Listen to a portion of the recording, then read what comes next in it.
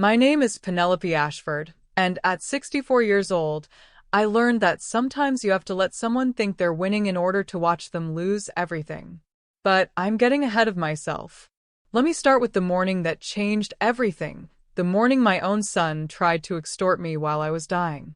It was a Tuesday in October, one of those crisp autumn mornings when the light streaming through my breakfast room windows caught the Carrara marble countertops just so, creating patterns that reminded me of water flowing over stone. I was enjoying my usual breakfast of Earl Grey tea and perfectly buttered toast, reading the Wall Street Journal, and reviewing the overnight reports from my financial advisors, when the first stab of pain hit my chest. It wasn't a sharp, dramatic heart attack you see in movies. It was more like someone had wrapped a steel band around my ribcage and was slowly, methodically tightening it. My breath became shallow, then labored, then barely there at all. The newspaper slipped from my fingers as I gripped the edge of the marble counter, my vision blurring at the edges. That's when I heard Grant's key in the front door. My son had a key to my estate on Magnolia Hill, a privilege I'd granted him years ago when I still believed that blood meant something more than shared DNA. He'd been coming by more frequently lately, always with some excuse about checking on me, making sure I was taking care of myself. I'd thought it was sweet, this newfound concern for his aging mother. How naive I was. Grant's footsteps echoed through the marble foyer, his expensive Italian shoes clicking against the stone in that confident stride I'd once been so proud of. He was calling out as he approached the breakfast room, his voice carrying that particular note of false cheer he used when he wanted something. "Mother? I brought those financial documents you wanted to review." He stopped dead when he saw me collapsed against the counter, my face pale, my breathing ragged. For just a moment, just a heartbeat, I saw something that might have been genuine concern flicker across his features. Then it was gone, replaced by something cold and calculating that I'd never seen before. Or perhaps I'd simply never allowed myself to see it. Grant didn't rush to help me. He didn't immediately call 911. Instead, he set his briefcase down with deliberate care and walked slowly around the kitchen island until he was standing directly in front of me, close enough that I could smell his expensive cologne and see the designer watch glinting on his wrist, the watch I'd given him for his last birthday. Well, he said quietly, his voice carrying a tone I'd never heard from him before. "This is convenient timing." I tried to speak, to ask him to call for help, but all that came out was a strangled whisper. The pain in my chest was intensifying, spreading down my left arm with the textbook precision of a cardiac event. Grant knelt down so that his face was level with mine, his breath warm against my ear as he leaned close. What he said next will be burned into my memory until the day I actually die. "Make me the sole beneficiary of your fortune, or I'll let you die right here." The words hit me like ice water. I stared at my son, this man I'd carried for 9 months, nursed through countless illnesses, supported through law school, celebrated at his wedding, and saw a stranger, a predator who had been waiting for exactly this moment.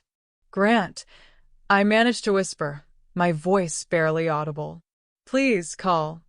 "Call who?" he asked with mock innocence, pulling my phone from the counter and slipping it into his jacket pocket. "I don't see any reason to rush. We have time to discuss your estate planning while we wait." The cruelty of it was breathtaking. He was holding my life hostage, using my medical emergency as leverage to steal my fortune. But what Grant didn't know, what he couldn't possibly know, was that I'd been expecting something like this for weeks. Not the heart attack, of course, but the betrayal, the naked greed, that I'd seen coming. 3 weeks earlier, I'd overheard Grant and his wife Sloane discussing my assets in what they thought was an empty restaurant. Their voices had carried further than they'd realized, and I'd heard enough to understand that they viewed me not as family, but as an obstacle to their financial security. An obstacle that needed to be removed. That conversation had prompted me to take certain precautions. Among them was the installation of a state-of-the-art surveillance system throughout my home, including a tiny pin camera hidden in the crown molding of the breakfast room. Motion-activated, time-stamped, with high-fidelity audio that could pick up a whisper from across the room. Every word Grant had just spoken was being recorded and automatically uploaded to a secure cloud server that my attorney, Arthur Pennington, could access remotely. I forced the words out between labored breaths. Arthur Pennington. Call Arthur. Grant's smile was reptilian. I'll call Arthur after we reach an understanding about your will. You're going to change it, Mother. Today. Right now. Everything goes to me, with Sloan as secondary beneficiary. No trusts, no charities, no complicated legal structures. Just a simple transfer from mother to son. Please, I whispered, genuinely struggling now. The pain was radiating through my entire torso, and I could feel my heart beating irregularly against my ribs. Please what? Grant stood up, looking down at me with cold satisfaction. Please help you? Please call for medical assistance? I think you misunderstand our relationship, Mother. I'm not your dutiful son anymore. I'm your business partner, and we're about to negotiate the deal of my lifetime. That's when fate intervened in the form of Mrs. Harrison, my elderly neighbor who lived in the estate next door. She'd apparently heard the crash of my chair falling over when I'd first collapsed, and when she hadn't seen me in my garden at my usual time, she'd become concerned enough to walk over and knock on my front door. Penelope. I heard her voice calling from the foyer. Are you all right, dear? I thought I heard something. Grant's expression shifted instantly from predatory satisfaction to panicked concern. He grabbed my arm, not to help me, but to whisper urgently in my ear. Not a word about our conversation. Tell her you're fine, just a little dizzy. I'll be the perfect concerned son, and after she leaves, we'll finish our business. But Mrs. Harrison was persistent, and when I didn't answer, she did what any reasonable person would do. She called 911. The sound of sirens approaching was like music to my ears, though I was careful not to let my relief show on my face. Grant immediately shifted into performance mode, suddenly becoming the devoted son who'd found his mother in distress. Thank God you're here, he told the paramedics as they rushed into the breakfast room. I just arrived and found her like this. I was about to call for help. The EMT, a competent-looking man in his 40s, immediately began checking my vital signs while his partner prepared the gurney.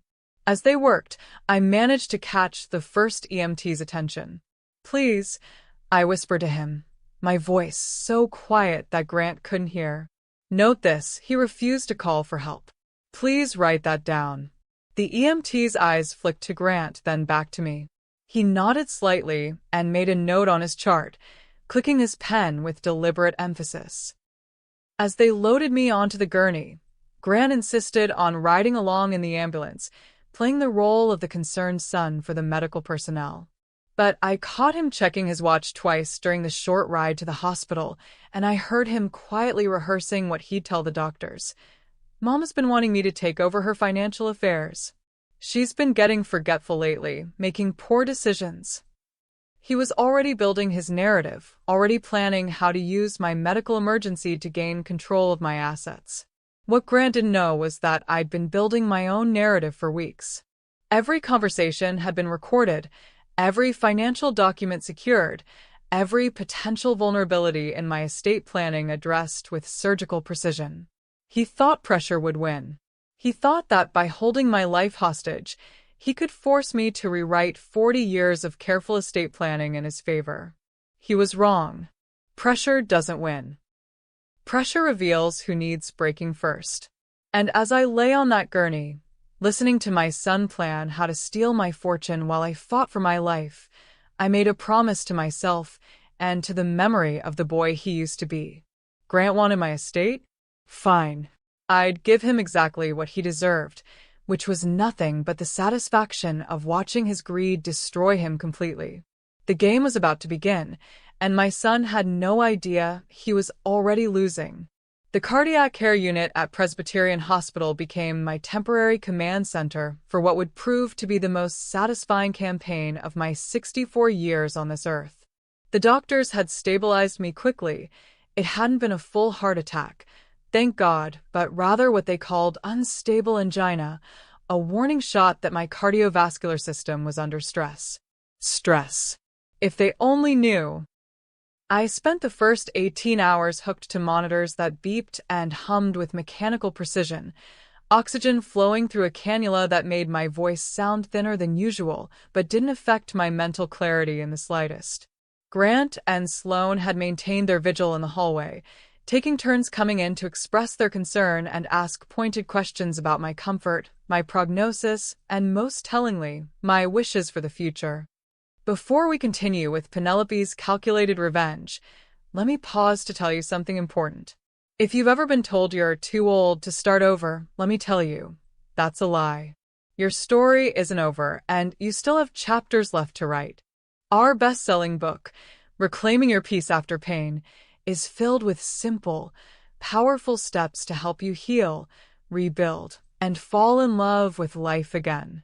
Just like Penelope discovered her own strength at 64, you too have the power to rewrite your narrative. Click the link in the description box and start your new beginning today. Now, let's see how a woman who refused to be a victim became the architect of perfect justice. On the morning of my second day in the hospital, I made a decision that would change everything. I requested no visitors except my attorney, Arthur Pennington. The nurses were instructed to tell anyone else, including Grant, that I was resting and couldn't be disturbed. Arthur arrived at precisely 10 a.m., carrying his leather briefcase and wearing the same impeccably tailored navy suit he'd favored for the 30 years I'd known him. At 67, Arthur Pennington was a man who understood that preparation was the foundation of victory, and that precision was more powerful than passion. "Penelope," he said quietly, taking the chair beside my bed. "I've reviewed the footage from your breakfast room. We need to discuss our options."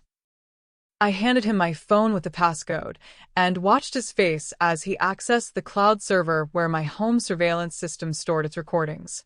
Arthur was not a man given to dramatic expressions, but I saw his jaw tighten as he watched Grant threaten to let me die unless I changed my will. When the video ended, Arthur was quiet for a long moment.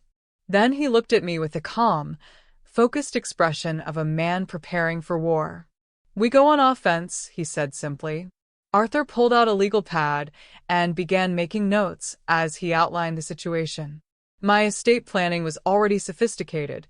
We'd spent years building a structure designed to protect my assets from exactly the kind of attack Grant was attempting. The cornerstone was the 2019 Ashford Heritage Irrevocable Trust, domiciled in Wyoming for its favorable privacy laws. 85% of my assets had been moved into this trust 2 years earlier, with an independent corporate trustee managing the investments and distributions. Grant was listed as a beneficiary, but he had no control over the trust's operations and couldn't force distributions. The remaining 15% of my wealth sat in accounts at a private bank with robust security protocols, managed by Trent Albright, a senior trust officer who'd been handling high-net-worth clients for over 20 years. My healthcare proxy was current and specific, my HIPAA releases were properly executed, and most importantly, my will contained an ironclad no-contest clause. Anyone who challenged the estate plan would forfeit their inheritance entirely. "Grant doesn't understand trust law," Arthur explained as he reviewed my documents. "He thinks changing your will would give him immediate access to everything.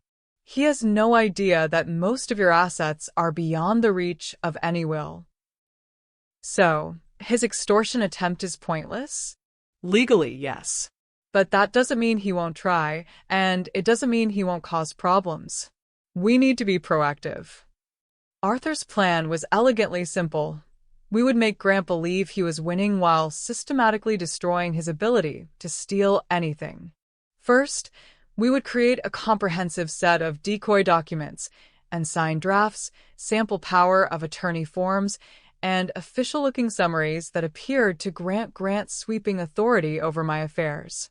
These documents would be legally worthless, but Grant wouldn't understand the technicalities that made them invalid. Second, we would implement additional security measures at the private bank. Trent Albright would flag my accounts for suspected coercion, requiring in-person verification and multiple callback procedures for any significant transactions. Third, we would alert my life insurance companies to potential beneficiary change fraud, freezing any modifications until the coercion investigation was complete. Most importantly, Arthur said, we need fresh documentation of your mental competency and free will. The fact that Grant threatened you during a medical emergency gives us grounds to question any subsequent changes to your estate plan.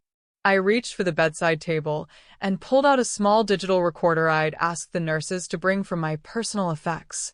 Then let's create that documentation right now. For the next 30 minutes, I recorded a detailed video statement using Arthur's tablet.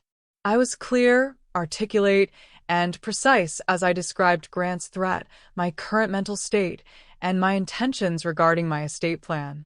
I specifically stated that any documents signed under duress should be considered invalid, and that my true wishes were reflected in the existing trust structure. Arthur uploaded the video to multiple secure servers and had it timestamped by a digital notary service. If Grant tried to claim I was incompetent or coerced, this recording would demolish his credibility. There's one more thing, Arthur said as he prepared to leave. This path leads to criminal charges. Elder abuse, extortion, possibly attempted fraud, depending on how far Grant pushes this. Are you prepared for that outcome? I thought about the little boy who used to curl up in my lap for bedtime stories, who'd once made me a Mother's Day card decorated with his tiny handprints. Then I thought about the man who'd threatened to let me die unless I rewrote my will in his favor.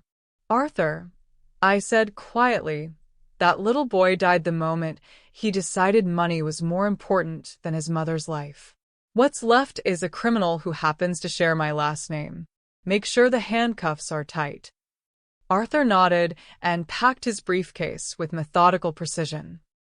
I'll coordinate with Maureen Klein on the trust security measures and with Trent Albright on the banking protocols. We'll also need to discuss bringing in law enforcement, but we should wait until Grant makes his next move. He will, I said with certainty. Greed makes people predictable. After Arthur left, I lay back against my pillows and watched the monitors trace the steady rhythm of my recovering heart. Grant thought he held all the cards. My medical vulnerability, my apparent isolation, my presumed desperation to secure his care and attention. He was about to learn that the most dangerous opponent is one who's had time to prepare for battle while appearing helpless. My phone buzzed with a text message from Grant. Hope you're feeling better, Mom. We should talk about those documents as soon as you're ready. No pressure, just want to make sure you're protected. I smiled as I typed my response. Come by tomorrow afternoon. Bring Sloan. I think it's time we had that conversation about the future. Grant replied immediately. Perfect. We'll take care of everything. Yes, I thought. You certainly will. By tomorrow evening, Grant would have enough rope to hang himself, and I would be there to watch him tie the knot. The discharge process from Presbyterian Hospital was a masterclass in performance art. Grant and Sloan arrived precisely at 11 a.m., both dressed in what I recognized as their concerned family costumes. Grant in a conservative charcoal suit that projected responsible sun energy, Sloan in a tasteful navy dress that suggested supportive daughter-in-law without being overly formal. They played their roles perfectly, fussing over my discharge instructions, insisting on reviewing my medications with a nurse, and making a show of helping me into the wheelchair despite my protests that I was perfectly capable of walking. We just want to make sure you're comfortable, Mother, Sloan said, her voice pitched at exactly the right level of loving concern. You gave us such a scare. I allowed them to fuss, playing the role of the grateful but fragile elderly mother who is touched by their devotion. It wasn't difficult.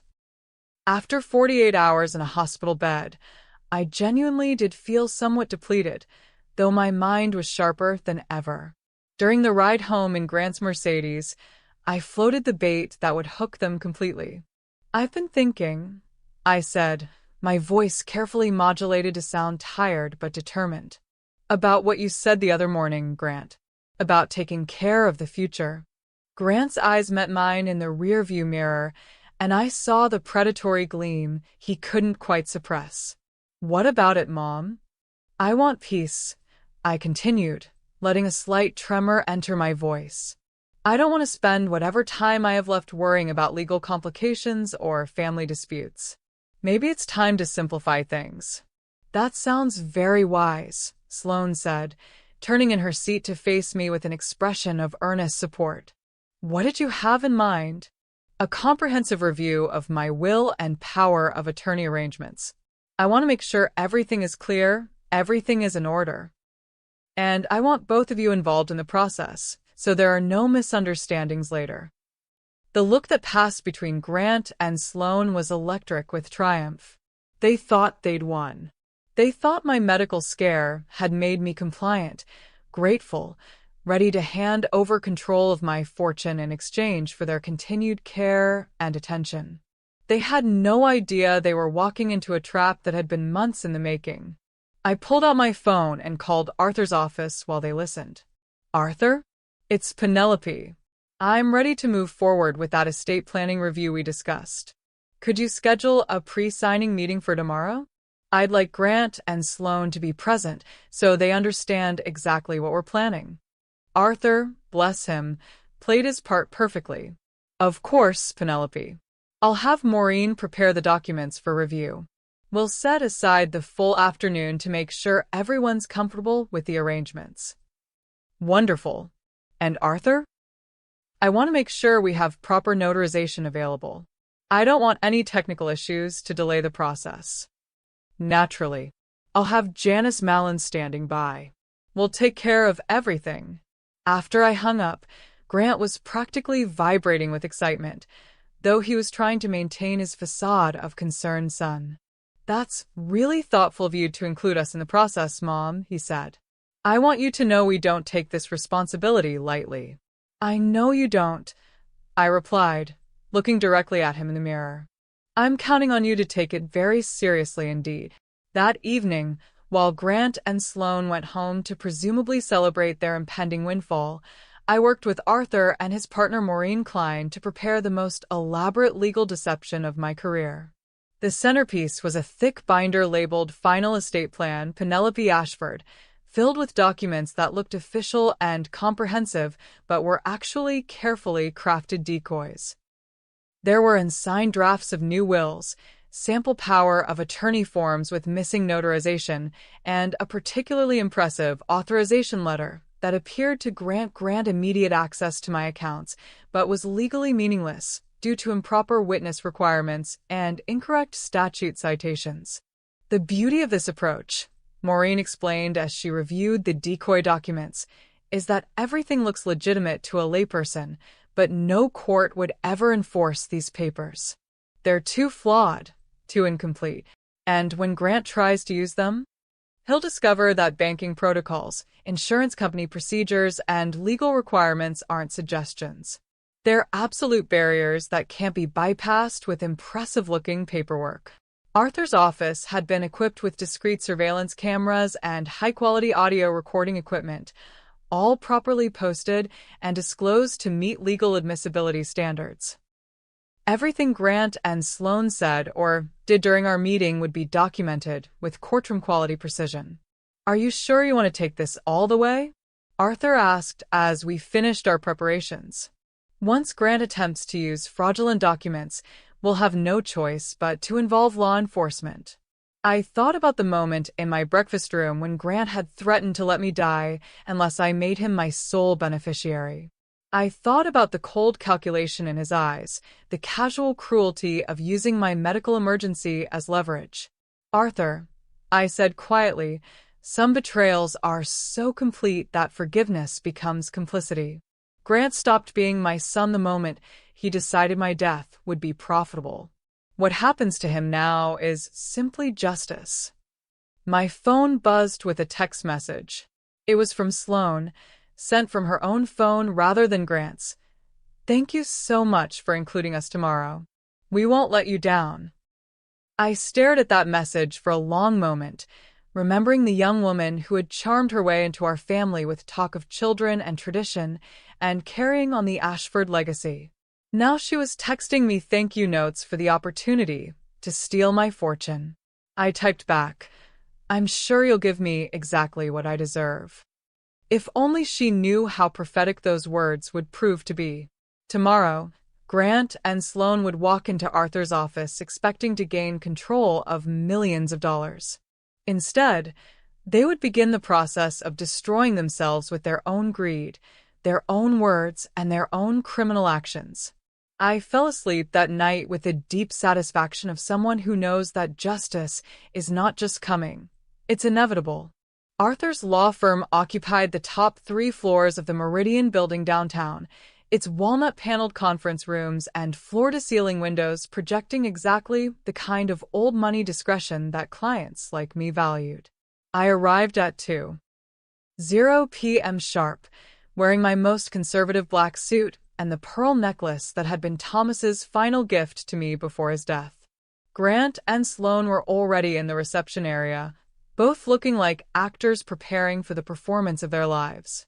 Grant wore his most expensive suit, the Italian one I'd helped him buy for his wedding, while Sloane had chosen a cream-colored ensemble that suggested respectful daughter-in-law without being ostentatious about it. They thought they were here to steal my fortune. They had no idea they were about to document their own crimes in high definition.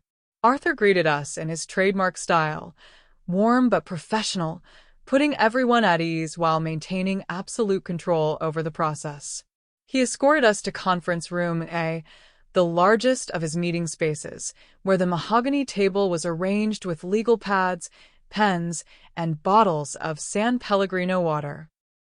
"Before we begin," Arthur announced, "I want everyone to understand that today is a review session only. We're here to discuss the proposed changes to Penelope's estate plan and ensure everyone understands the implications. No documents will be executed today." Maureen Klein was already seated at the far end of the table, her laptop open and a stack of files neatly arranged beside her. She nodded politely to Grant and Sloane but didn't engage in small talk. Maureen was all business, all the time. "I've also asked Janice Mallon to join us," Arthur continued, gesturing to a woman in her 50s who sat quietly near the windows. "Janice is our preferred notary public, and while we won't be notarizing anything today, I wanted her to observe the proceedings so she can ensure proper execution when we do the final signing." Janice smiled pleasantly and made a note in her own legal pad. What Grant and Sloane didn't know was that Janice was also a retired paralegal with 30 years of experience spotting fraudulent documents and questionable legal procedures. Arthur began by presenting the decoy binder, opening it with theatrical precision to reveal the impressive-looking but legally worthless documents we'd prepared. "This represents a comprehensive restructuring of Penelope's estate plan," he explained, turning pages slowly so Grant and Sloane could see the scope of the materials. "The new will streamlines beneficiary designations. The revised power of attorney grants broader authority for financial management, and the accompanying authorization letters provide immediate access to accounts and investments." Grant's eyes were locked on the documents, like a hawk watching prey. I could see him cataloging the account numbers, the asset descriptions, the authorization language that he thought would give him control over my entire fortune. "This looks very thorough," he said, his voice carefully neutral. "When would the final execution take place?" "That depends on several factors," Maureen interjected smoothly. "These are draft documents that require careful review and proper notarization. Janice, could you explain the requirements for valid execution?" Janice cleared her throat and spoke with the calm authority of someone who'd seen every possible variation of legal document preparation. For documents of this scope and financial impact, we need in-person identification verification, witness signatures, and proper notarial seals, she explained. The authorization letters, in particular, require specific statutory language and attestation procedures. What I'm seeing here are drafts that would need significant revision before notarization could occur. Grant's smile faltered slightly. What kind of revisions? Witness requirements, proper state code citations, compliance with banking regulations. Janice rattled off with professional efficiency. These drafts are a good starting point, but they're not ready for execution. I watched Grant process this information, seeing the calculation behind his eyes. He'd expected to walk out of this meeting with signed documents, giving him immediate access to my accounts. Instead, he was learning that the legal system had safeguards designed to prevent exactly what he was trying to accomplish. Well, I said with carefully feigned frailty, I suppose we'll need to schedule another meeting once everything is properly prepared. In the meantime, perhaps Grant and Sloan could take the binder home to review? I want them to be completely comfortable with all the arrangements. Arthur nodded approvingly. That's an excellent idea. Take your time reviewing everything, ask questions, make notes. We want this process to be thorough and transparent. Grant accepted the binder with barely concealed eagerness, slipping it into his briefcase as if it contained actual treasure rather than an elaborate legal trap. Thank you, Mother, he said, leaning over to kiss my cheek with performance-perfect affection. This means everything to us. I know it does, I replied, meeting his eyes with the kind of loving maternal gaze that concealed a heart full of ice. As we gathered our things to leave, Arthur casually mentioned one more detail that would prove crucial to Grant's eventual destruction. Oh, Penelope, I should mention that we've implemented additional security protocols at the private bank. Trent Albright has instituted callback verification procedures for any large transactions or account modifications. It's standard practice for clients of your profile. Grant's jaw tightened almost imperceptibly. Callback procedures? Out-of-band voice verification, Maureen explained. If anyone tries to access or modify accounts using power of attorney documents, the bank calls the account holder directly to confirm authorization. It prevents fraud and elder abuse. Very sensible, Sloan said, though her voice sounded slightly strained. As we walked toward the elevator, Grant and Sloan exchanged a look that I pretended not to notice. They were realizing that stealing my fortune would be more complicated than simply forging my signature on impressive-looking documents. In the elevator, Grant made his first real mistake. Don't worry about those callback procedures, Mom, he said, his voice taking on a slightly menacing undertone. We'll make sure everything goes smoothly when the time comes. The elevator's security camera captured every word, and the threatening implication was unmistakable. Grant was already planning to circumvent the banking safeguards, probably by controlling my access to phones or intimidating me into compliance. As the elevator doors opened in the parking garage, Sloan finally revealed her true feelings about the day's events. We'll handle it tonight, she whispered to Grant, apparently believing the parking garage was private enough for honest conversation. They had no idea that Arthur's building security system included audio surveillance in all common areas. Grant and Sloan drove away with their briefcase full of worthless documents, convinced they were one step away from claiming my fortune. I watched their car disappear into traffic and felt the deep satisfaction of a chess player who has just moved her opponent exactly where she wants them. Phase 1 complete, Arthur said quietly as we stood beside my car. How long before they make their move? I asked. Based on their behavior today, I'd say 48 hours. Grant's too impatient to wait longer than that, and they're clearly planning something for tonight. I smiled as I got into my car, already anticipating the phone call that would come tomorrow when Grant tried to use his fraudulent documents to access my accounts. He was about to discover that the difference between looking wealthy on paper and actually controlling wealth was a chasm that would swallow him completely. The trap was set. Now all I had to do was wait for him to spring it. I didn't have to wait long. At 11:47 p.m. that same evening, my phone rang with a call from Trent Albright's emergency line at the private bank. I was expecting it, but I still felt a thrill of satisfaction when I heard his voice. "Mrs. Ashford, I apologize for calling so late, but we have a situation that requires your immediate attention," Trent said, his tone professional but tense. "We've received an electronic submission requesting immediate wire transfer authorization and account access changes." "What kind of submission?" I asked, though I already knew. "Someone has emailed us scanned copies of what appear to be power of attorney documents and account authorization letters, along with a request for a $480,000 wire transfer to something called Meridian Holdings, LLC. The submission came from an email address registered to your son, Grant Ashford." I sat up in bed, reaching for the legal pad where I'd been tracking Grant's moves. "And what was your response?" "We implemented standard fraud prevention protocols immediately," Trent explained.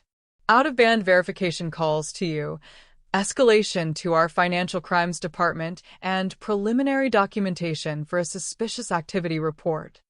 The beauty of the private banking world is that institutions like Trent's Bank had seen every possible variation of financial elder abuse.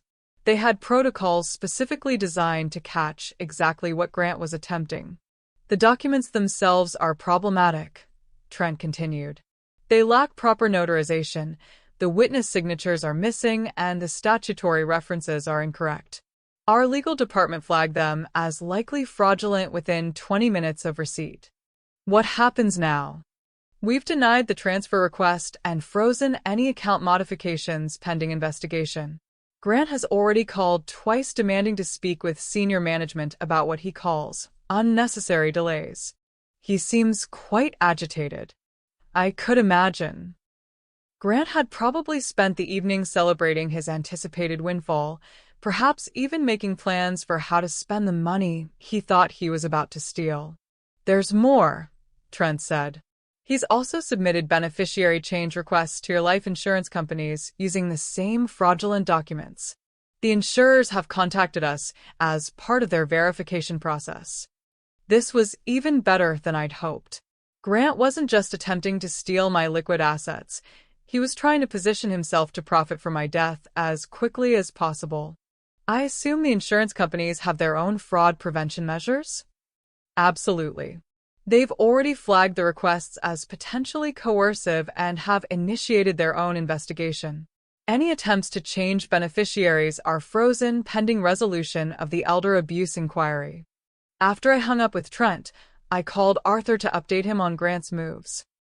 He was awake despite the late hour, having anticipated that Grant would act quickly once he had the decoy documents. "He's moving faster than I expected," Arthur observed. "And he's being more aggressive about it. The wire transfer request and insurance changes show clear intent to commit fraud. Is it enough for criminal charges? Combined with the threat recording from your breakfast room and his intimidation in the elevator?" "Absolutely. I'll contact Detective Neil Spader in the morning. He heads the Financial Crimes Unit and specializes in elder abuse cases." I lay awake for a while after that, thinking about the little boy who used to help me bake cookies for his school fundraisers. Grant had been such a sweet child, always eager to please, always proud when he could help with grown-up tasks. When had that boy been replaced by the man who was now frantically trying to steal his mother's fortune? The next morning brought a flurry of activity. Grant appeared at the private bank's branch office at 9 a.m. sharp, briefcase in hand, demanding to speak with senior management about the unnecessary delays in processing his mother's clearly expressed wishes. The branch manager, who had been briefed on the situation, politely explained that additional verification was required for transactions of this scope and that the bank's legal department had concerns about the documentation. Grant's response was captured on the bank's security cameras. "My mother isn't well. She's confused and frightened, and she needs me to handle these matters. These callback procedures are just going to upset her." The attempt to portray me as mentally incompetent while simultaneously trying to steal my money was so audacious that even the bank manager seemed taken aback. "Sir," the manager replied carefully, "our protocols are designed to protect our clients, regardless of their family relationships. We'll need to speak directly with Mrs. Ashford before processing any significant transactions." Grant's frustration was palpable, but he maintained his facade of concerned son. "Of course. I understand you're just doing your job. But please understand that my mother is fragile right now, and these bureaucratic delays are causing her significant stress." What Grant didn't realize was that Detective Neil Spader was already building a case file based on Arthur's preliminary report. Every attempt Grant made to bypass banking security, every claim about my mental state, every pressure tactic he employed was being documented as evidence of elder abuse and financial exploitation. That afternoon, I received a call from Grant that confirmed everything Arthur and I had suspected about his true character. "Mother, there seems to be some confusion at the bank," he said, his voice tight with barely controlled anger. "They're claiming there are problems with the documents Arthur prepared. I think someone is trying to interfere with your wishes." "What kind of problems?" I asked innocently. "Technical issues with notarization, witness signatures, that sort of bureaucratic nonsense." I told them you're not well enough to deal with these delays, but they're insisting on speaking with you directly. The manipulation was breathtaking. Grant was trying to convince me that my own bank's fraud prevention measures were somehow an attack on my autonomy, while positioning himself as my protector against institutional interference. "Perhaps I should call Trent myself," I suggested. No. Grant's response was immediate and sharp. "I mean, there's no need to stress yourself with these details. I can handle everything. That's why we set up the power of attorney, remember? Except, of course, that we hadn't set up any such thing. The documents Grant was trying to use were worthless forgeries that wouldn't fool a first-year law student, let alone a sophisticated financial institution." "Grant," I said carefully, "I'm feeling a bit confused about all this. Maybe we should meet with Arthur again to make sure I understand what I signed." The silence on the other end of the phone stretched for several heartbeats. When Grant spoke again, his voice carried a threatening undertone that chilled me to the bone. "Mother, I think you're letting anxiety cloud your judgment. We've already taken care of everything. The best thing you can do now is rest and let me handle the financial details. That's what loving sons do. And if I don't want to rest, if I want to be involved in managing my own affairs..." Another pause. Then Grant's voice, cold and calculating. "I don't think that would be wise. You're not thinking clearly right now. Sometimes families have to make difficult decisions to protect the people they love." The implicit threat was unmistakable. Grant was telling me, in language carefully chosen to avoid explicit criminality, that he would override my wishes whether I cooperated or not. I ended the call and immediately contacted Arthur, who had been expecting my update. "He's accelerating the timeline," Arthur observed after I described the conversation. "The banking rejections have made him desperate, and desperate people make mistakes."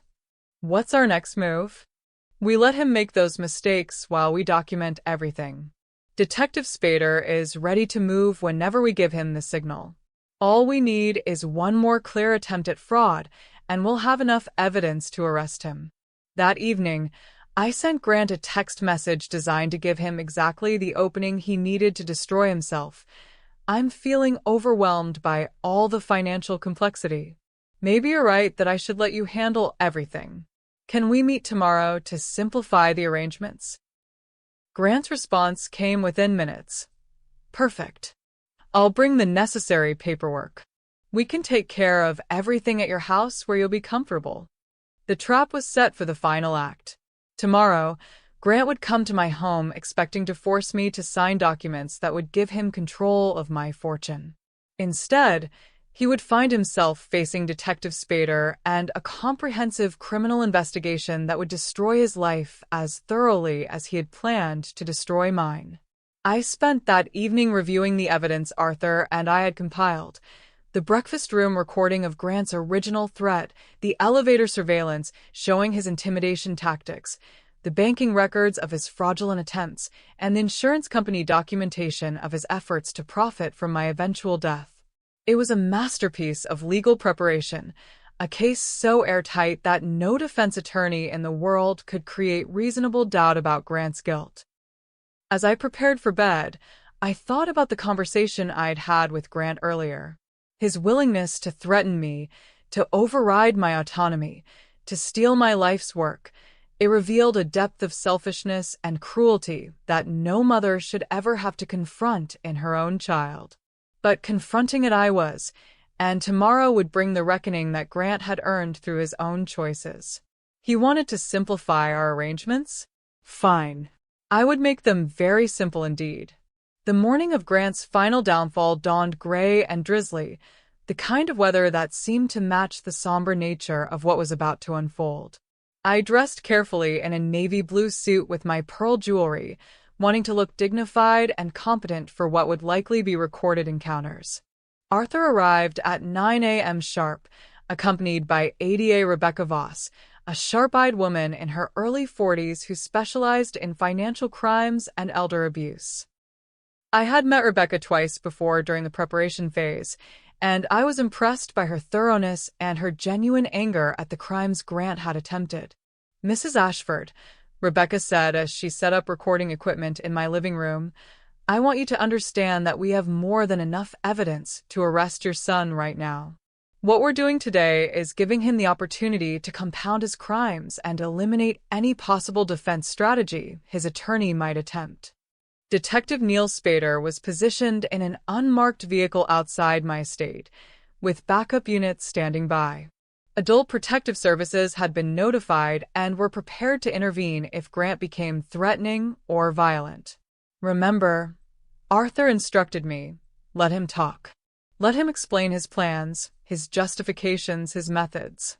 The more he says, the stronger our case becomes." At 11 a.m., Grant arrived with Sloan and an unexpected third party.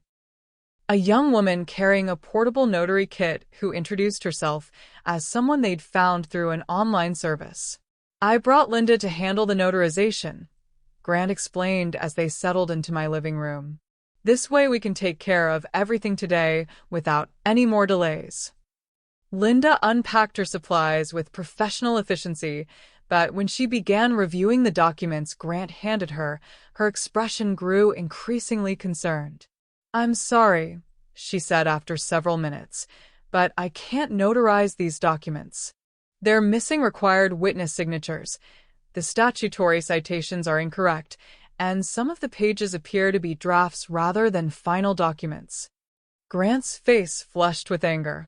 "What are you talking about?" "These are official legal documents prepared by my mother's attorney." "Sir, I'm a certified notary public with 12 years of experience. These documents don't meet basic legal standards for notarization. I could lose my license if I put my seal on papers this flawed." Linda packed up her supplies and left, apologizing for the wasted trip, but unwilling to risk her professional credentials on Grant's fraudulent papers. After she was gone, Grant's mask finally slipped completely. "This is ridiculous," he snapped, pacing around my living room with barely controlled fury. "Mother, these banking delays and notary games are just bureaucratic obstacles. You own this money. You should be able to access it however you want." "Perhaps we should call Arthur to clarify the procedures," I suggested mildly. "No more lawyers," Grant exploded. "No more procedures. No more delays. You're going to sign these documents right now, and I'm going to take them to the bank myself." Sloan, who had been silent up to this point, finally revealed her true nature. "Just copy her signature," she hissed to Grant. "No one's going to check the paperwork that closely. Once we have access to the accounts, we can fix any technical problems later." Grant stared at her for a moment, then at the worthless documents spread across my coffee table. I could see him weighing his options, calculating risks, deciding whether to cross the final line into outright forgery. He made his choice. Pulling out a pen, Grant began carefully copying my signature from a sample document, working on one of the authorization letters that he believed would give him access to my accounts. "There," he said with satisfaction, forging my name with practiced precision. "That should satisfy the bank's requirements." The recording equipment captured every moment of the forgery, along with Sloane's encouragement and Grant's clear statement of intent to defraud financial institutions. "Grant," I said quietly, "what you just did is a felony." He looked up at me with cold indifference. "What I just did is take care of business. You're too old and too confused to manage these affairs yourself. Someone has to be the adult in this family. And if I refuse to cooperate with your plans?" Grant leaned forward, his voice dropping to the same threatening whisper he'd used in my breakfast room weeks earlier. "Then you'll find out what happens to elderly people who can't take care of themselves.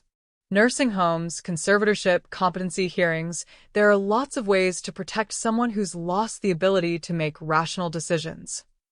The threat was explicit and devastating. Grant was telling me that if I didn't willingly hand over my fortune, he would use the legal system to have me declared incompetent and take it anyway. Sloane nodded approvingly. "We're not trying to hurt you, Mother Ashford. We're trying to protect you from making mistakes that could affect your security." "What kind of mistakes?" "Trusting the wrong people," Grant said meaningfully. "Lawyers who charge excessive fees, bankers who create unnecessary complications, anyone who benefits from keeping you dependent on their services." The irony was breathtaking. Grant was positioning himself as my protector while simultaneously stealing my life's work and threatening to have me institutionalized if I resisted. I excused myself to use the bathroom, and while there, sent a single text message to Arthur. Enough. Within 5 minutes, Detective Spader was knocking on my front door. "Good morning, Mrs. Ashford," he said politely when I answered. "I'm Detective Spader with the Financial Crimes Unit. We've received reports of potential elder abuse and financial exploitation. May I come in?" Grant and Sloane went white when they saw the detective's badge. Grant immediately began his concerned son performance, but it was too late.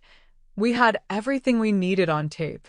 "Detective, I'm Grant Ashford, Mrs. Ashford's son," Grant said, standing and extending his hand. "I'm not sure what reports you've received, but I can assure you that my mother is being well cared for." "I'm sure she is," Detective Spader replied neutrally. "But we've had reports of attempted financial fraud, forged documents, and coercive behavior. I'd like to ask you a few questions about some banking transactions that were flagged by our fraud department." Grant's composure began to crack. "I don't know what you're talking about. I've been helping my mother with some estate planning, but everything has been completely legitimate." "Including the forged signatures?" "What forged signatures?" Detective Spader gestured to the coffee table where Grant's freshly forged authorization letter lay in plain sight. "The signature you just applied to that document, for instance." Grant looked down at the evidence of his crime, then back at the detective, then at me sitting calmly in my chair watching his world collapse. "You set me up," he whispered, finally understanding that he'd been playing a game where I controlled all the pieces. "No, Grant," I replied quietly. "I simply gave you enough rope to hang yourself. You chose to tie the knot." Detective Spader placed Grant under arrest for felony extortion, attempted grand larceny, forgery, and elder abuse endangerment. The search warrant for his home would yield additional evidence of fraud planning and conspiracy. As they led my son away in handcuffs, Grant turned to look at me one final time. "I'm still your son," he said desperately. "I'm still family." I met his eyes with the cold indifference he had shown me when I was dying in my breakfast room. "Family doesn't threaten to let their mothers die for money," I replied. "You stopped being my son the moment you made that choice." The door closed behind them, and for the first time in weeks, my house was quiet. Arthur, Rebecca, and Detective Spader spent the next hour reviewing the evidence and planning the prosecution strategy. Grant's crimes were so well documented that his conviction was virtually certain. What about Sloan? I asked. Accessory charges for encouraging the forgery and participating in the conspiracy, Rebecca explained. Not as serious as Grant's charges, but enough to ensure she faces consequences for her role. As the law enforcement officials packed up their equipment and prepared to leave, I felt a profound sense of completion. Grant had been caught, prosecuted, and removed from my life with surgical precision. There would be no reconciliation, no forgiveness, no second chances. He had chosen greed over family, and now he would live with the consequences of that choice for the rest of his life. Justice, I reflected, was sometimes a dish best served methodically.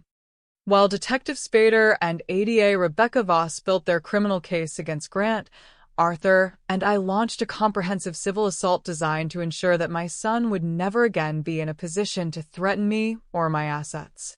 The next morning, Arthur filed a battery of legal documents that would systematically dismantle Grant's life piece by piece.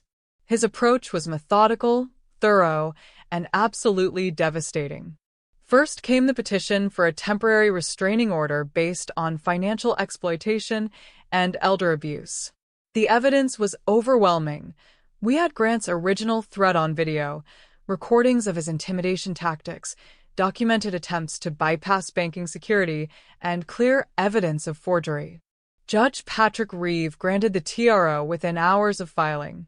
This order, Arthur explained to me as we reviewed the paperwork, prohibits Grant from having any contact with you outside the presence of attorneys. He cannot call, text, email, or approach your property. He also cannot attempt any transactions involving your accounts or assets. Second was a comprehensive civil complaint alleging conversion, attempted conversion, fraud, intentional infliction of emotional distress, and violations of the state's elder abuse statutes. The damages we sought were both monetary and injunctive, financial compensation for my legal fees and emotional distress, plus permanent orders protecting my estate from future interference. The beauty of civil proceedings, Maureen Klein observed, is that the burden of proof is lower than in criminal court. We don't need to prove guilt beyond a reasonable doubt, just that it's more likely than not that Grant committed these acts. Third, and most importantly, Arthur filed an emergency petition asking the court to affirm the validity of my existing estate plan and the absolute nature of the no contest clause. If Grant had any remaining hope of inheriting from my estate, this filing would eliminate it permanently. The process server found Grant at his home on Thursday afternoon, delivering the legal papers while news vans lined his street. The criminal charges had already made local headlines: local attorney arrested for attempting to defraud elderly mother, and the civil filings added another layer of public humiliation. Grant's initial reaction was to laugh off the civil suit, apparently believing that family relationships would somehow protect him from serious legal consequences. His confidence lasted exactly as long as it took his attorney to review the evidence we'd compiled. According to sources at Grant's law firm, he was placed on immediate administrative leave pending resolution of the criminal charges. The State Bar Association had also opened its own investigation into his conduct, with license suspension or revocation being distinct possibilities. Judge Reeves scheduled a hearing on our injunctive relief motions for the following Tuesday. Grant's attorney requested a continuance, claiming they needed more time to review the extensive evidence we'd submitted. Judge Reeve denied the request.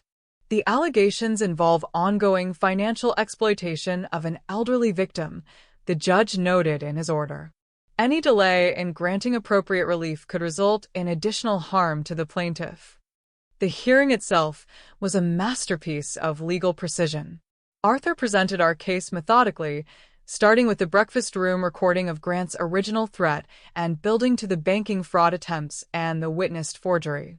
Grant's attorney, David Walsh, attempted to portray the entire situation as a family misunderstanding complicated by my natural anxiety about aging and estate planning. He argued that Grant's actions, while perhaps misguided, were motivated by genuine concern for my welfare. Arthur demolished this defense in minutes. "Your Honor," he said, playing the audio recording of Grant threatening to let me die, "this is not the voice of a concerned son. This is the voice of an extortionist who held his mother's life hostage to steal her fortune." Judge Reeve listened to the entire recording with an expression of growing disgust. When it ended, he looked directly at Grant with the kind of judicial displeasure that defense attorneys fear most. "Mr. Grant Ashford," Judge Reeve said, "I have presided over family law cases for 23 years, and I have never heard anything quite as disturbing as your voice on that recording. The idea that you would threaten to withhold emergency medical care from your own mother unless she rewrote her will in your favor represents a level of callousness that is difficult to comprehend." Grant tried to respond, but Judge Reeve cut him off with a raised hand. "The court grants all injunctive relief requested by the plaintiff. Mr. Grant Ashford is permanently enjoined from any contact with his mother outside the presence of counsel. He is barred from any attempt to access, modify, or influence Mrs. Penelope Ashford's financial accounts, insurance policies, or estate planning documents. Violation of this order will result in immediate arrest and criminal contempt charges." Judge Reeve also granted our request for an expedited hearing on the validity of my estate plan and the enforcement of the no contest clause. It is clear to this court that any attempt by Mr. Grant Ashford to challenge his mother's estate plan would constitute a direct violation of the no contest provisions, Judge Reeve continued. Such a challenge would result in his immediate and permanent disinheritance. As Grant was led from the courtroom by his attorney, he turned to look at me one last time. I met his gaze with calm indifference, showing no emotion as I watched his life crumble around him. Outside the courthouse, a small crowd of reporters was waiting for statements. Arthur had prepared me for this moment, and I delivered my comments with the precision of someone who had spent weeks planning every word. "Justice has been served today," I told the assembled media. "My son chose greed over family, money over morality. The court has ensured that choice has consequences." "Do you have any regrets about prosecuting your own son?" one reporter asked. "I regret that I raised a son capable of threatening his mother's life for money," I replied. "But I have no regrets about ensuring he faces the full consequences of his actions." That evening, Arthur and I celebrated with a quiet dinner at my favorite restaurant. The civil case was essentially over. Grant's assets would be frozen pending resolution of the damages phase, and his legal fees would consume whatever remained of his resources. "He'll be financially ruined even before the criminal trial begins," Arthur observed over our main course. "Legal fees, civil damages, lost income from his suspended law practice. He'll have nothing left." "Good," I said, surprising myself with the coldness in my voice. He wanted my money badly enough to threaten my life for it. It's only fitting that his greed should cost him everything he already had. By the time our dessert arrived, Arthur had received a text message that brought the perfect end to a perfect day. "Sloane has filed for divorce," he announced with satisfaction. "Apparently she's claiming that Grant hid his criminal activities from her and that she was an unwitting participant in his schemes." I smiled at the poetic justice of it all. Grant had lost his freedom, his career, his fortune, and now his marriage, all because he'd been unable to wait for his inheritance like a normal person. Some lessons, I reflected, could only be learned the hard way. And Grant was about to get a masterclass in consequences. The arrest that would cement Grant's destruction came exactly 1 week after Judge Reeve's civil ruling. Despite the restraining order, despite the criminal charges already pending, despite the clear evidence that his schemes had been exposed, Grant made one final desperate attempt to access my fortune. Detective Spader had been monitoring Grant's movements as part of the ongoing investigation, and when my son appeared at Meridian Private Bank on Tuesday morning carrying the forged documents and demanding access to my safe deposit box, the detective was ready. I watched from across the street, sitting in my car with Arthur, as Grant walked confidently into the bank that would become the scene of his final humiliation. He carried himself with the same arrogant swagger he displayed throughout this ordeal, apparently convinced that his legal troubles were just temporary setbacks that wouldn't prevent him from ultimately claiming what he believed was his. Inside the bank, Trent Albright was waiting with Detective Spader and two uniformed officers. The entire encounter was recorded by the bank's high-definition security system, creating a permanent record of Grant's final criminal act. "Mr. Ashford," Trent greeted Grant politely when he approached the customer service desk. "How can I help you today?" Grant placed his briefcase on the counter and opened it with theatrical precision, removing the folder of forged documents he'd prepared. "I need access to my mother's safe deposit box and authorization for a cashier's check in the amount of $750,000, he announced, apparently believing that confidence and volume would overcome the bank's security protocols. Trent examined the documents with professional care, though he already knew they were fraudulent. "I see you have what appears to be a power of attorney. However, our records show that Mrs. Ashford has specifically flagged her accounts for additional verification procedures." Grant's jaw tightened with frustration. "My mother is elderly and confused. She doesn't understand these banking complications. These documents give me full authority to manage her affairs." "I understand your position, sir, but our compliance department requires direct contact with the account holder for transactions of this magnitude. It's bank policy." "My mother is too ill for these kinds of stressful conversations," Grant snapped, his voice rising with anger. "She's had a recent cardiac episode and can't be subjected to bureaucratic harassment." That's when Detective Spader stepped out from the private office, where he'd been observing the encounter. "Mr. Ashford," the detective said, showing his badge, "I'm Detective Spader with the Financial Crimes Unit. I have some questions about these documents you're trying to use." Grant's face went white as he recognized the detective who had arrested him at my house. These are legitimate legal documents. My mother authorized me to handle her financial affairs." "Including the signature you forged last week?"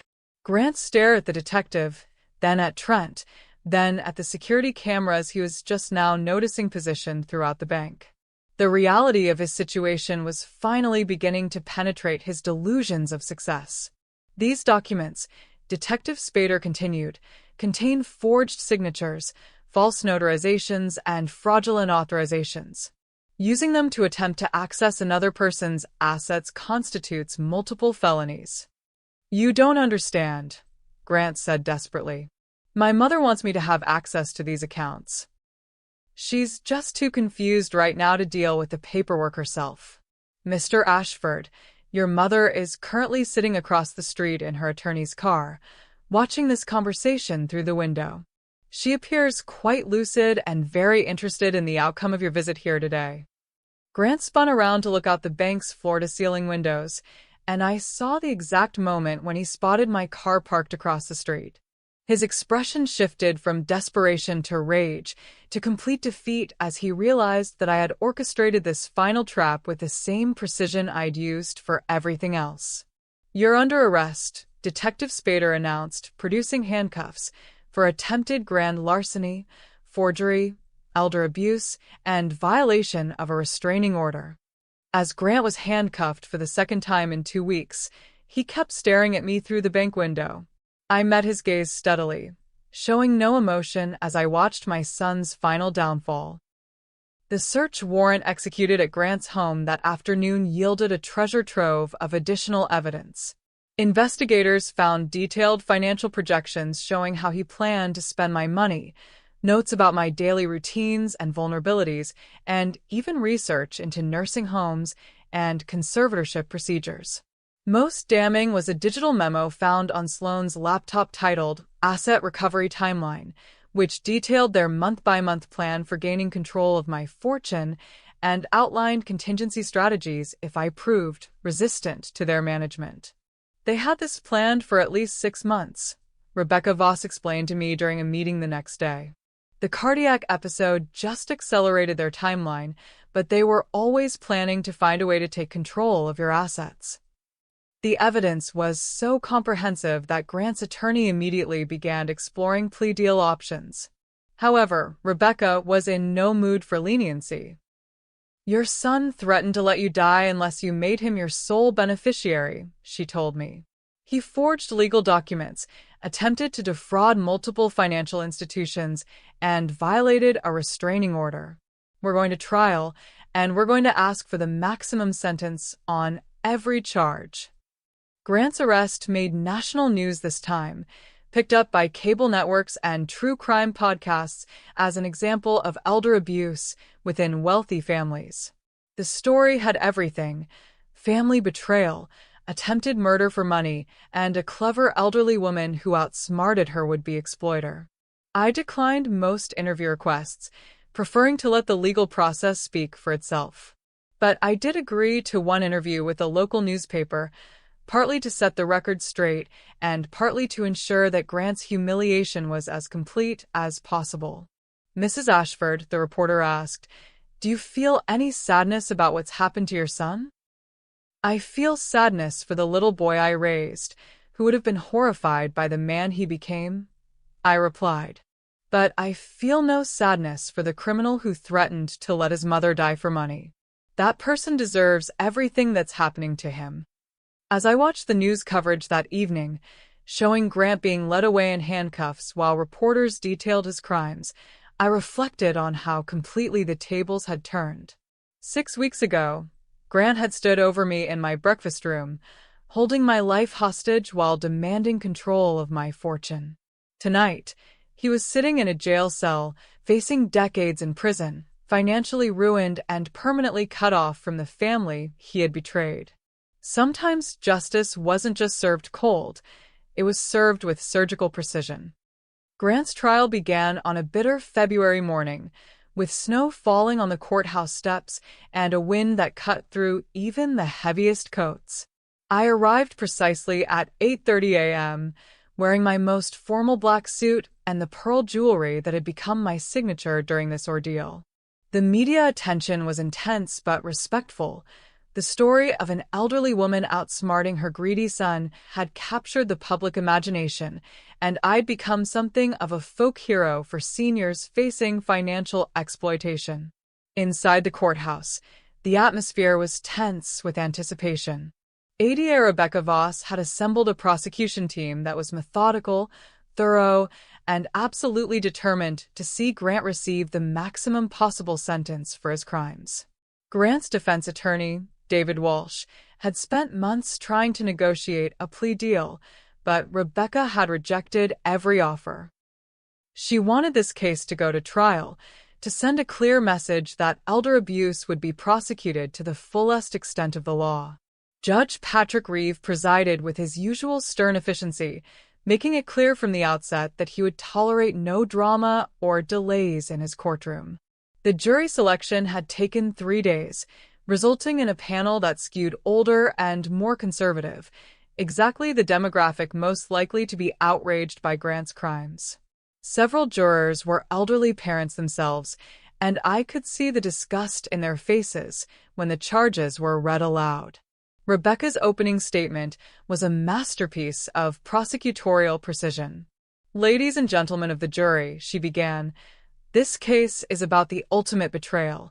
A son who threatened to let his own mother die unless she rewrote her will to make him the sole beneficiary of her fortune." She outlined the evidence systematically.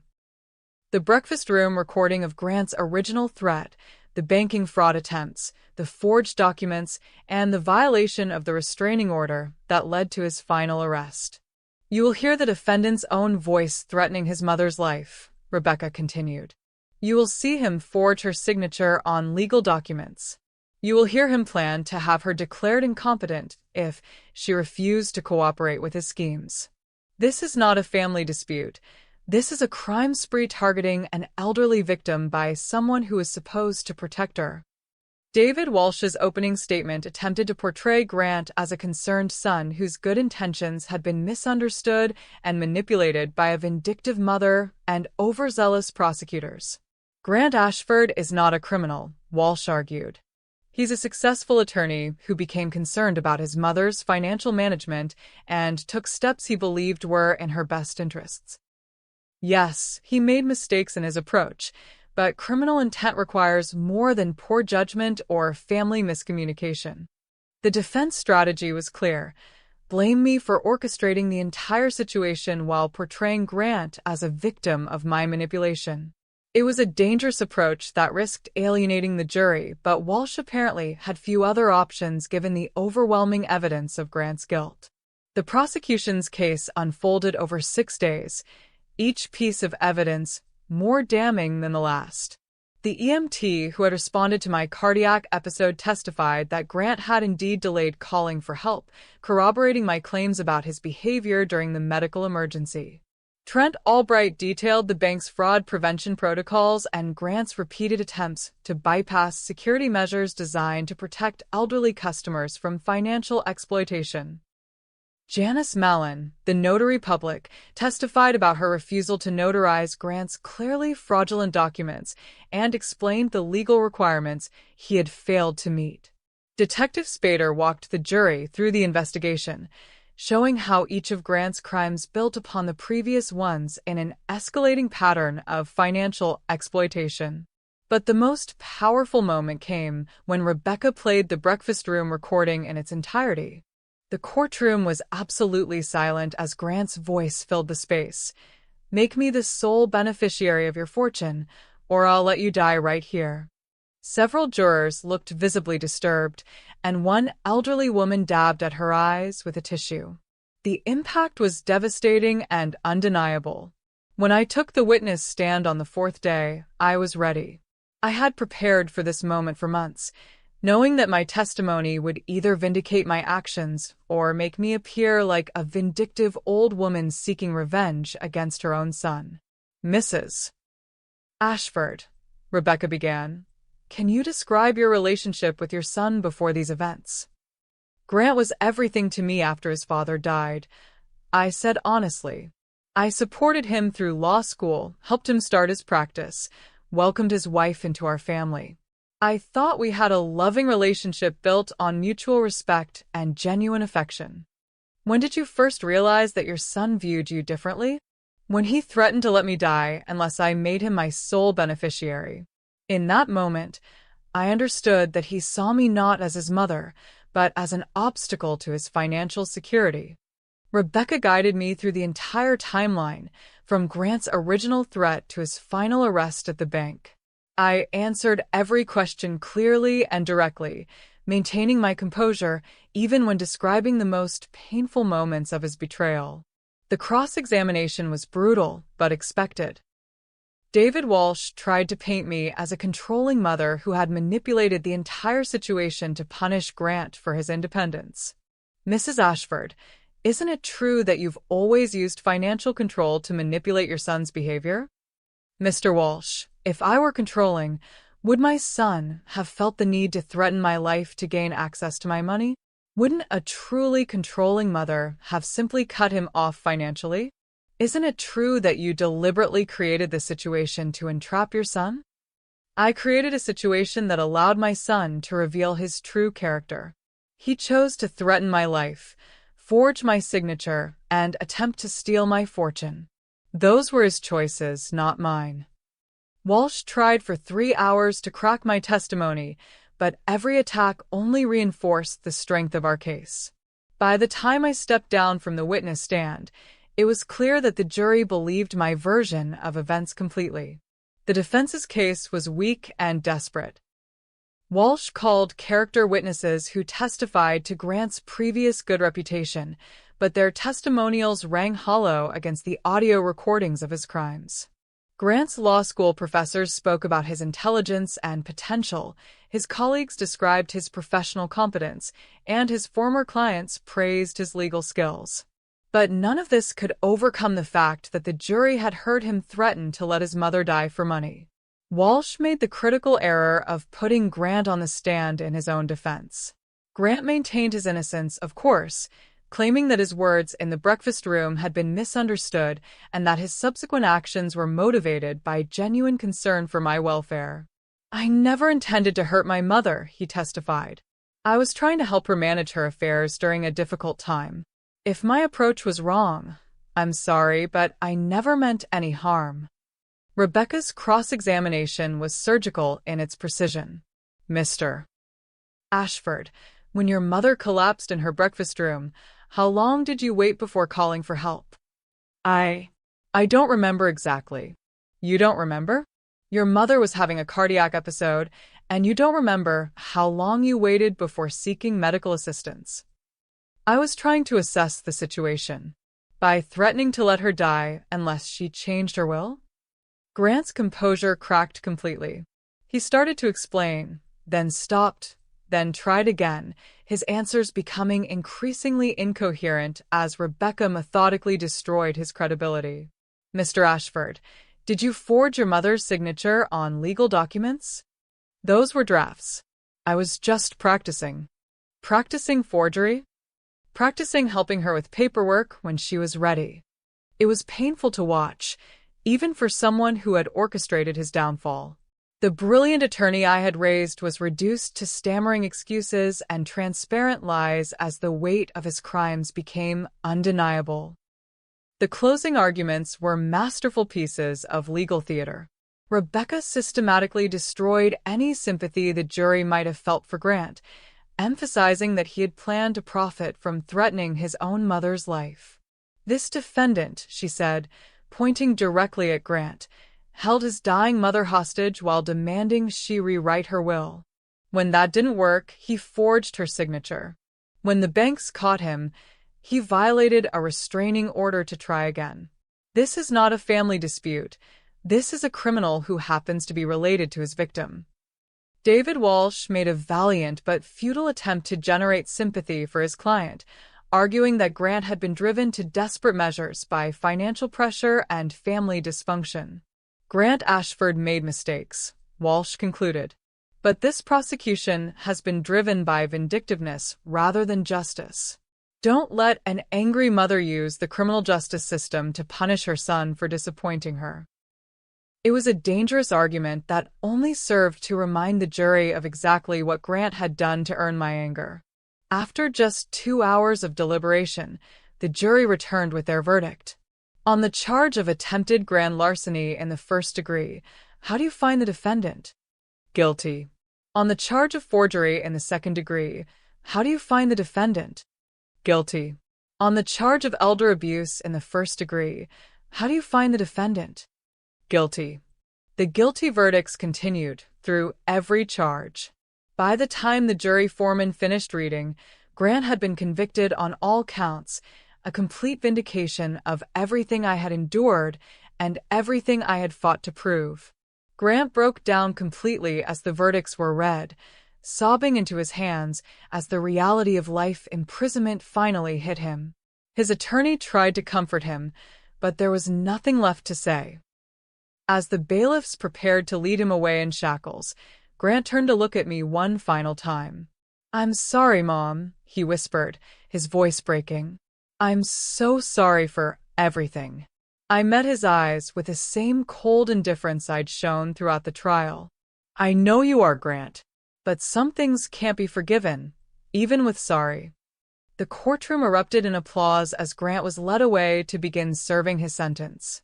Judge Reeve had to bang his gavel repeatedly to restore order. Sentencing was scheduled for the following week, but everyone knew what it would be. The elder abuse conviction alone carried a mandatory minimum of 15 years, and the judge had broad discretion to impose consecutive rather than concurrent sentences. Judge Reeve's sentencing hearing took place exactly 1 week after the guilty verdicts, in the same packed courtroom where Grant had been convicted. I arrived wearing a burgundy suit with my pearl jewelry, ready to witness the final chapter of Grant's legal destruction. Our book, Reclaiming Your Peace After Pain, contains powerful strategies for women who refuse to be victims. Like Penelope, you have the strength to turn your pain into power, your betrayal into triumph. Don't let anyone convince you that your best days are behind you. They're not. Click the link in the description and discover how to reclaim your life today. Judge Reeve was known for his thorough sentencing statements, and he didn't disappoint. Before imposing sentence, he delivered a scathing assessment of Grant's crimes that left no doubt about his feelings regarding elder abuse. "Mr. Ashford," Judge Reeve began, looking directly at my son, "in my 25 years on the bench, I have never encountered a case that more clearly illustrates the depths of family betrayal and financial exploitation. You threatened to let your own mother die unless she enriched you. When that failed, you forged her signature and attempted to steal her life savings." Grant sat slumped in his chair, unable to meet the judge's eyes. "You are hereby sentenced to 20 years in state prison on the elder abuse conviction, 15 years on the attempted grand larceny conviction to run consecutively, and 10 years on the forgery conviction to run concurrently. Total sentence, 35 years in state prison with no possibility of parole for 25 years. Grant's remaining composure finally shattered. He collapsed forward, his body shaking with sobs as the reality of spending the rest of his productive life in prison became undeniable. Additionally, Judge Reeve continued, "You are ordered to pay full restitution to Mrs. Ashford in the amount of $750,000, representing her legal fees, security costs, and emotional damages." The restitution was largely symbolic. Grant would never have the means to pay such an amount from prison. But it served to emphasize the court's recognition of the harm he had caused. As the bailiffs prepared to lead Grant away for the final time, he turned to look at me one last time. "This isn't over," he whispered, though his voice carried no conviction. "Yes, it is," I replied quietly. "It's been over since the moment you chose money over family." Outside the courthouse, I made my final statement to the assembled media. "Justice has been served today," I told the reporters. "My son chose greed over love, money over morality. The court has ensured that choice has consequences that will last the rest of his life." 6 months later, I stood in my renovated breakfast room, looking out at the gardens Thomas and I had planted together decades ago. The crown molding where I'd hidden the camera that caught Grant's threat had been replaced, but I'd kept the surveillance system.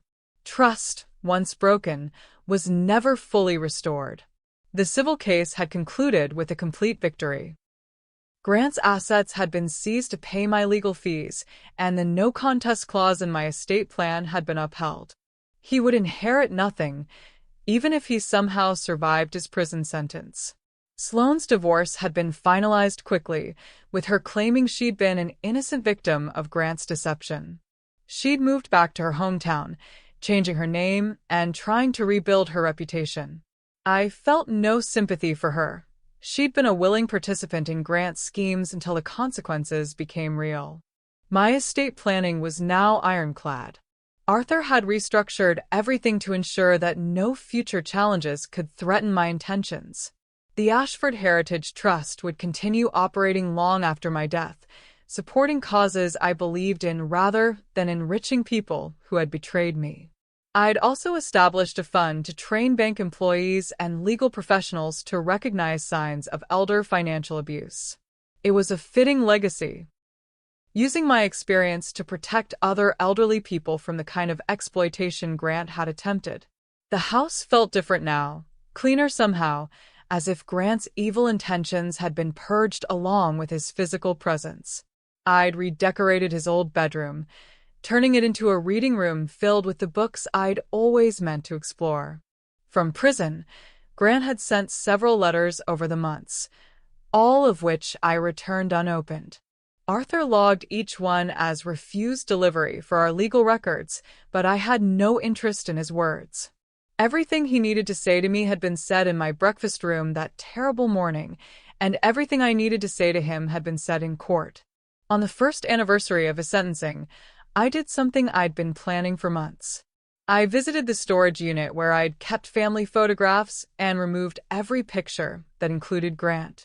Not to erase the memories, I would never forget what had happened, but to acknowledge that the relationship was permanently severed. The photographs went into a fireproof safe along with the evidence from his case. Future historians studying my family would understand exactly why Grant Ashford had been written out of the Ashford legacy.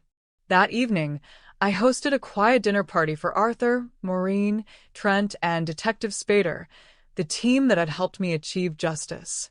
We celebrated not just Grant's conviction, but the system that had worked exactly as intended to protect elderly victims from financial exploitation. You know, Arthur said as we finished our dessert, this case will be studied in law schools for decades. It's a perfect example of how to build an airtight elder abuse prosecution. Good, I replied. If my experience helps protect other families from this kind of betrayal, then something positive will have come from Grant's crimes. Detective Spader raised his glass in a toast. To Penelope Ashford, who proved that age is not vulnerability, it's weaponized wisdom. As my guests left that night, I stood in my foyer looking at the security monitor that showed my empty driveway. The house was quiet, but it was a peaceful quiet rather than a lonely one. I was alone by choice now, not by circumstance. I had proven that a 64-year-old woman could outthink, outmaneuver, and ultimately destroy an opponent who had underestimated her completely.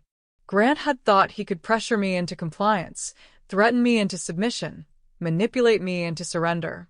Instead, he had awakened something in me that I hadn't known existed, a capacity for strategic thinking and methodical revenge that would have impressed Sun to sue himself.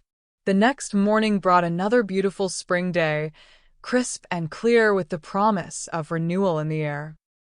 I dressed carefully in a navy suit and my pearl jewelry, then drove to the courthouse where I was scheduled to speak at a conference on financial crimes against the elderly.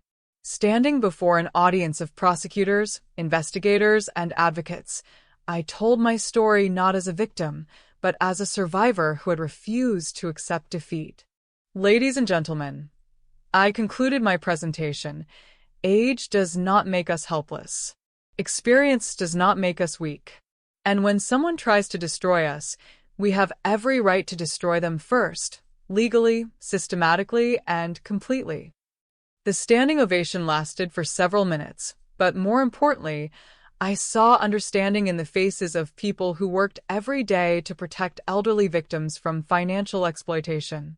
Driving home that afternoon, I reflected on how completely my life had transformed. A year ago, I had been a trusting mother who believed family bonds were sacred. Now I was a woman who had proven that survival was possible even in the face of ultimate betrayal. That evening, I sat in my study writing in the journal I'd kept throughout this ordeal. The final entry was simple but profound. Grant thought he could write the ending to my story by threatening my life for money. Instead, I wrote his ending, 35 years in prison where he'll spend every day regretting the moment he decided to cross Penelope Ashford. I survived his greed, his threats, and his betrayal. I turned his weapons against him and emerged victorious. At 64, I discovered strengths I never knew I possessed and learned lessons that will serve me for whatever years remain. Some might say revenge is beneath a lady of my age and station. They're wrong. When revenge is justice, when it protects others from similar harm, when it empowers the victim to reclaim their dignity, then revenge is not just acceptable, it's mandatory. Grant wanted my fortune? He got exactly what he deserved. Nothing but the knowledge that his greed destroyed everything he ever had or could have. I write my own ending, and it's a masterpiece. I closed the journal and placed it in my safe, alongside all the evidence that had brought Grant to justice. Someday, perhaps, it would serve as a cautionary tale for other families about the corrosive power of greed. Outside my window, the spring evening was peaceful and full of promise. Inside my house, I was alone but triumphant, surrounded by the life I had built and defended with everything I possessed. Grant had tried to reduce me to a stepping stone on his path to wealth. Instead, he had become the foundation of my greatest victory, and that victory would last the rest of my life. If Penelope's story resonates with you, you're not alone. Every day, women are told they're too old to fight back, too trusting to protect themselves, too fragile to stand up to those who would exploit them. These are lies designed to keep you powerless and vulnerable. The truth is that your age is your greatest asset. Your experience is your armor. Your survival instincts are weapons that younger people haven't had time to forge. You are not a victim waiting to happen. You are a force that should never be underestimated.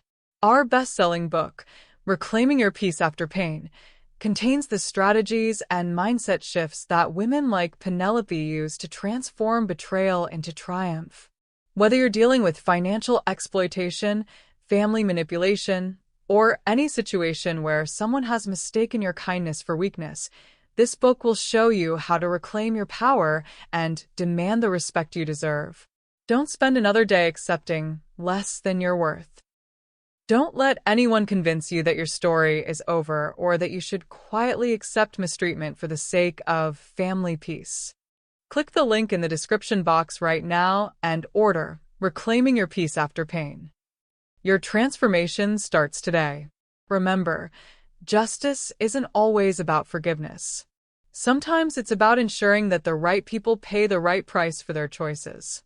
And women of our generation, we know exactly how to collect what's owed. Like this video if you believe in holding people accountable for their actions, regardless of blood relations. Subscribe for more stories of women who refused to be victims and became architects of justice instead. And share this with any woman who needs to remember that betrayal is not a life sentence. It's a test of character that reveals who deserves to remain in your life.